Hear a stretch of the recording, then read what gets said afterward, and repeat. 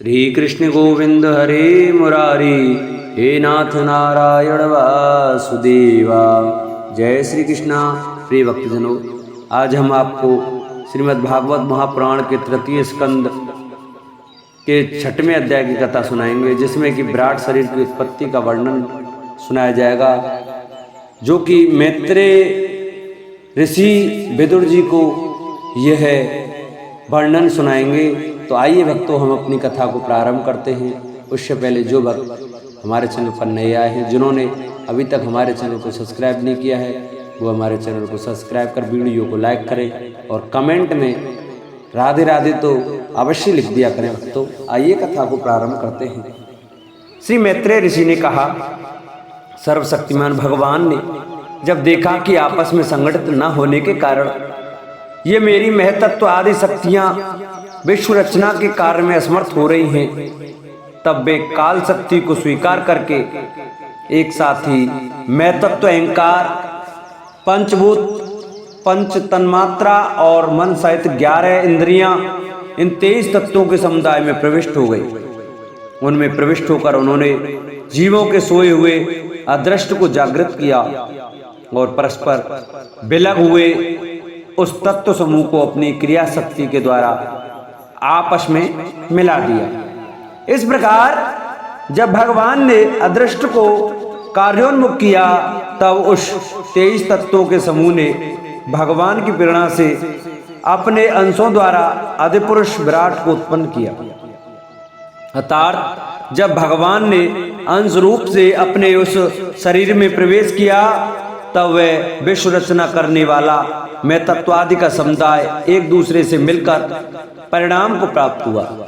तब तत्वों का परिणाम ही विराट पुरुष है, जिसमें चराचर जगत विद्यमान है। जल के भीतर जो अंड रूप आश्रय स्थान था, उसमें वह हिरण्यमय विराट पुरुष संपूर्ण जीवों को साथ लेकर 1000 दिव्य वर्षों तक रहा। वह विश्व रचना करने वाले तत्वों का गर्भ कार्य था तथा ज्ञान, क्रिया और आत्मशक्ति से संपन्न था। इन शक्तियों से उसने स्वयं अपने क्रम से एक हृदय रूप, 10 प्राण रूप और 3 आध्यात्मिक, आदि दैविक, आदि भौतिक विभाग किए। यह विराट पुरुष ही प्रथम जीव होने के कारण समस्त जीवों का आत्मा, जीव रूप होने के कारण परमात्मा का अंश और प्रथम अभिव्यक्त होने के कारण भगवान का आदि अवतार है। यह संपूर्ण भूत समुदाय इसी में प्रकाशित होता है। यह अध्यात्म, अधिभूत और अधिदेव रूप से 3 प्रकार का, प्राण रूप से 10 प्रकार का और हृदय रूप से 1 प्रकार का है। फिर विश्व की रचना करने वाले मैं तत्वादि के अधिपति श्री भगवान ने उनकी प्रार्थना को स्मरण कर उनकी वृत्तियों को जगाने के लिए अपने चेतन रूप तेजस से उस विराट पुरुष को प्रकाशित किया, उसे जगाया। उसके जागृत होते ही देवताओं के लिए कितने स्थान प्रकट हुए, यह मैं बतलाता हूं, सुनो। विराट पुरुष के पहले मुख प्रकट हुआ, उसमें लोकपाल अग्नि अपने अंश वागेंद्रिय के समेत प्रविष्ट हो गया, जिससे यह जीव बोलता है। फिर विराट पुरुष के ताल उत्पन्न हुआ, उसमें लोकपाल वरुण अपने अंश रसनेन्द्रिय के सहित स्थित हुआ, जिससे जीव रस ग्रहण करता है। इसके पश्चात उस विराट पुरुष के नथुने प्रकट हुए, उनमें दोनों अश्विनी कुमार अपने अंश घ्राणेन्द्रियों के सहित प्रविष्ट हुए, जिससे जीव गंध ग्रहण करता है। इसी प्रकार जब उस विराट देह में आंखें प्रकट हुई, तब उनमें अपने अंश नेत्रेंद्रिय के सहित लोकपति सूर्य ने प्रवेश किया, जिसे नेत्रेंद्रिय से पुरुष को विविध रूपों का ज्ञान होता है। फिर उस विराट विग्रह में त्वचा उत्पन्न हुई, उसमें अपने अंश त्वगेंद्रिय के सहित वायु स्थित हुआ, जिस त्वगेंद्रिय से जीव स्पर्श का अनुभव करता है। जब इसके कर्ण छिद्र प्रकट हुए, तब उसमें अपने अंश श्रवणेन्द्रिय के सहित दिशाओं ने प्रवेश किया, जिस श्रवणेन्द्रिय से जीवों को शब्द का ज्ञान होता है। फिर विराट शरीर में चर्म उत्पन्न हुआ, उसमें अपने अंश रोमों के सहित औषधियां स्थित हुई, जिन रोमों से जीव खुजली आदि का अनुभव करता है। अब उसके लिंग उत्पन्न हुआ। अपने इस आश्रय में प्रजापति ने अपने अंश वीर के सहित प्रवेश किया, जिससे जीव आनंद का अनुभव करता है। फिर विराट पुरुष की गुदा प्रकट हुई, उसमें लोकपाल मित्र ने अपने अंश पायु इंद्रिय के सहित प्रवेश किया, इससे जीव मल त्याग करता है। इसके पश्चात उसके हाथ प्रकट हुए, उनमें अपनी ग्रहण त्याग रूपा शक्ति के सहित देवराज इंद्र ने प्रवेश किया। इस शक्ति से जीव अपनी जीविका प्राप्त करता है। जब इसके चरण उत्पन्न हुए तब उनमें अपनी शक्ति गति के सहित लोकेश्वर विष्णु ने प्रवेश किया। इस गति शक्ति द्वारा जीव अपने गंतव्य स्थान पर पहुंचता है। फिर इसके बुद्धि उत्पन्न हुई, अपने इस स्थान में अपने अंश बुद्धि शक्ति के साथ वाक्पति ब्रह्मा ने प्रवेश किया। इस बुद्धि शक्ति से जीव ज्ञातव्य विषयों को जान सकता है। फिर इसमें हृदय प्रकट हुआ, उसमें अपने अंश मन के सहित चंद्रमा स्थित हुआ। इस मन शक्ति के द्वारा जीव संकल्प विकल्पादि रूप विकारों को प्राप्त होता है।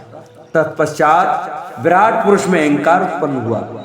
इस अपने आश्रय में क्रिया शक्ति सहित अभिमान रुद्र ने प्रवेश किया। इससे जीव अपने कर्तव्य को स्वीकार करता है। अब इसमें चित्त प्रकट हुआ, उसमें चित्त शक्ति के सहित मैं तत्व ब्रह्मा स्थित हुआ। इस चित्त शक्ति से जीव विज्ञान चेतना को उपलब्ध कराता है। इस विराट पुरुष के सिर से स्वर्गलोक, पैरों से पृथ्वी, नाभि से अंतरिक्ष आकाश उत्पन्न हुआ। इनमें क्रम से सत्व रज और तम इन तीनों गुणों के परिणाम रूप देवता मनुष्य और प्रेत आदि देखे जाते हैं। इनमें देवता लोग सत्वगुण की अधिकता के कारण स्वर्गलोक में, मनुष्य और उनके उपयोगी गौ आदि जीव रजोगुण की प्रधानता के कारण पृथ्वी में, तथा तमोगुणी स्वभाव वाले होने से रुद्र के पार्षदगण भूत प्रेत आदि दोनों के बीच में स्थित भगवान के नाभि स्थानीय अंतरिक्ष लोक में रहते हैं। विदुर जी, वेद और ब्राह्मण भगवान के मुख से प्रकट हुए। मुख से प्रकट होने के कारण ही ब्राह्मण सब वर्णों में श्रेष्ठ और सबका गुरु है।